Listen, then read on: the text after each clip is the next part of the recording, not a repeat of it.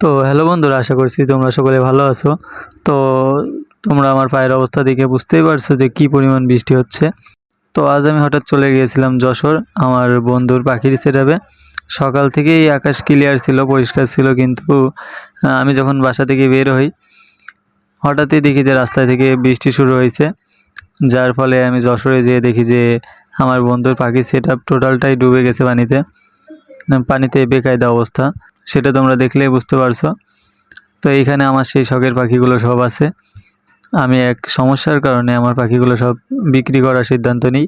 তখনই আমার বন্ধু বলে যে তোর পাখিগুলো আমি নেব। তো যার জন্য আমি ওরে সব পাখি দিয়ে দিই, ও আমার টোটাল সেটআপটা নিয়ে চলে আসে। তো তোমরা এখানে দেখতে পাচ্ছো যে আমার সেই লক্ষ্য কবুতরটা একটা ডিম নিয়ে বসে আছে। তো আমি অনেক দুঃখের সাথেই পাখিগুলো দিয়ে দিয়েছিলাম, কারণ আমি বাধ্য ছিলাম দিয়ে দেওয়ার জন্য। তো দেখা হবে পরবর্তীতে নতুন কোনো এক ভিডিওতে। তো সেই পর্যন্ত আল্লাহ হাফেজ।